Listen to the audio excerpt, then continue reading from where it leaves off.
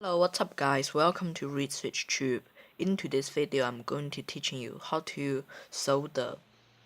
First, you will get your soldering iron. Wait, the light is a bit dim. You need a soldering iron, of course. For mine, I haven't got the proper flux, so you can see the tip is pretty dirty. And usually you need to get some soldering wire, which contains flux inside it. And you basically wet your soldering iron with the flux,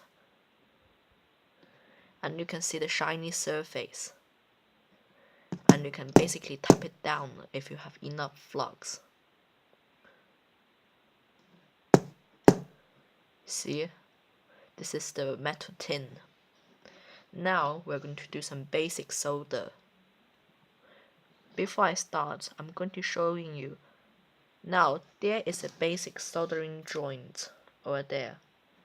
This joint was basically a normal joint. Sometimes you will also get a cold joint, which isn't good because it can't connect the circuits properly. Now I'm going to teaching you how to solder.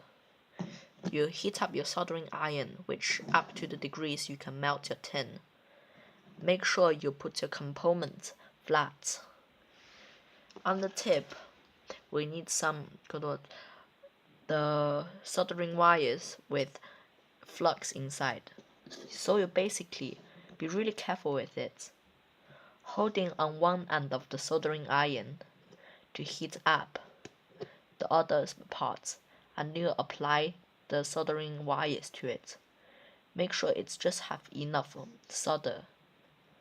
So now you can basically see. I'm going to give it closer. That's called a normal joint. I'm also going to do a cold solder for you to look at.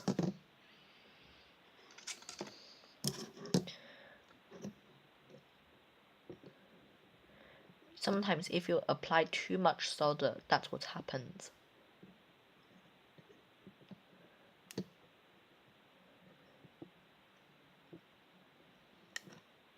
See?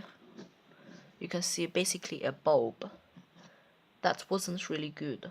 That's a terrible solder joint. So make sure you will have a practice before you solder. This board I'm not using for anything, just for some practice run.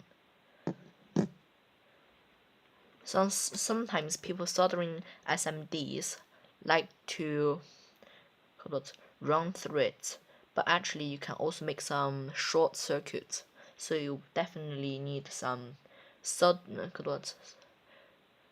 these soldering wicks that you will usually use. So just be patient. If for a SMD, you just basically you push your solder down gently like that to solder SMDs. Now you can see usually for the SMDs, I just do it one by one, so you get a fixed solder.